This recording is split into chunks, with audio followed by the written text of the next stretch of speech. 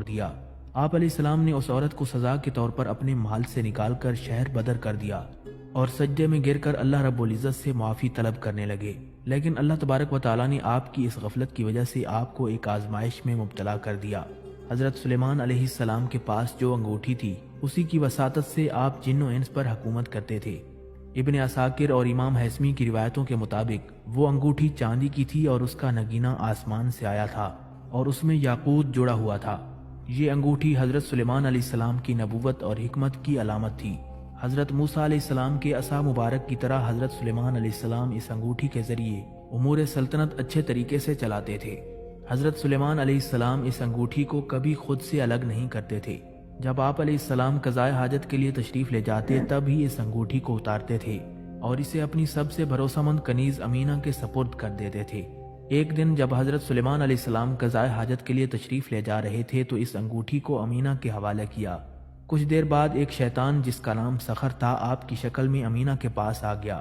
خادمہ نے اسے حضرت سلیمان علیہ السلام سمجھ کر انگوٹھی دے دی۔ انگوٹھی کا شیطان کے ہاتھ میں آنا تھا کہ حضرت سلیمان علیہ السلام کی ساری طاقت و قوت اور اقتدار اس کے قبضے میں آ گیا۔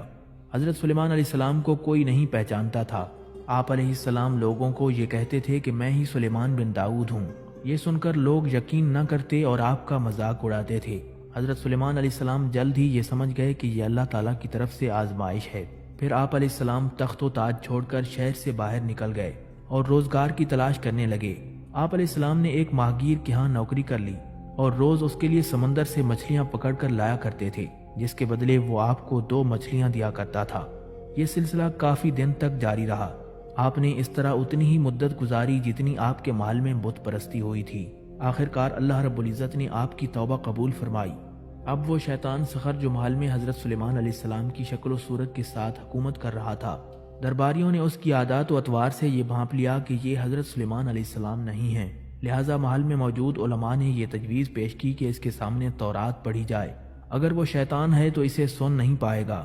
ایک دن جب شیطان تخت پر بیٹھا تھا تو سارے علماء اس کے ارد گرد جمع ہو گئے اور تورات کی تلاوت کرنے لگے۔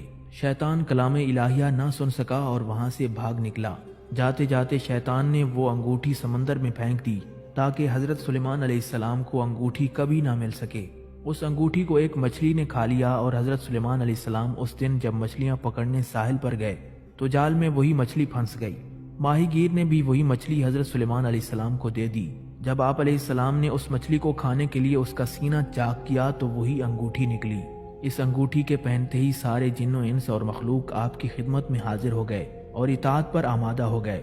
آپ علیہ السلام نے بارگاہ خداوندی میں شکر بجا لایا اور پھر سے حکومت سنبھال لی۔ ناظرین، حضرت سیدنا آدم علیہ السلام کے دنیا میں تشریف لانے کے بعد اللہ رب العزت نے انہیں شمشاد نامی درخت کی مضبوط لکڑی سے بنا ہوا اور سونے کا کام کیا ہوا 3 گز لمبا اور 2 گز چوڑا ایک انوکھا صندوق عطا فرمایا، جو کہ منتقل ہوتا ہوا حضرت سیدنا موسیٰ علیہ السلام تک پہنچا۔ اس صندوق کو تابوت سکینہ کہا جاتا ہے۔ حضرت سیدنا آدم علیہ السلام کو جب صندوق ملا تو اس میں تمام انبیاء کرام علیہ السلام اور ان کے مکانات کی تصویریں تھیں۔ سرکار دو عالم صلی اللہ تعالیٰ علیہ وسلم اور آپ کے مقدس مکان کی تصویر ایک سرخ یاقوت میں تھی۔ اس تصویر میں آپ صلی اللہ علیہ وسلم نماز کی حالت میں تھے جبکہ آس پاس صحابہ کرام رضی اللہ تعالیٰ عنہم موجود تھے۔ یہ تصویریں قدرتی تھیں، انسان کی بنائی ہوئی نہیں تھیں۔ جب حضرت موسیٰ علیہ السلام کو یہ صندوق ملا تو آپ اس میں اپنا خاص سامان رکھنے لگے۔ اس کے علاوہ صندوق میں تورات شریف کی تختیوں کے ٹکڑے، جنتی لاٹھی، حضرت سیدنا موسیٰ علیہ السلام کا لباس مبارک، حضرت سیدنا ہارون علیہ السلام کا امامہ اور ان کی لاٹھی، حضرت سیدنا سلیمان علیہ السلام کی انگوٹھی اور بنی اسرائیل پر نازل ہونے والا من و سلوہ بھی موجود تھا۔ حضرت سیدنا موسیٰ علیہ السلام جنگ میں اس صندوق کو آگے رکھتے تھے، اس سے بنی اسرائیل کو سکون نصیب ہوتا تھا۔ بنی اسرائیل کو جب کوئی مشکل پیش آتی تو وہ اس صندوق کو سامنے رکھ کر دعا کرتے تھے، دشمنوں کے مقابلے میں اس کی برکت سے فتح پاتے تھے۔ جب آپس میں اختلاف ہوتا تو صندوق سے فیصلہ کرواتے، صندوق سے فیصلے کی آواز آتی تھی، بلائیں اور آفتیں صندوق کی برکت سے ٹل جاتی۔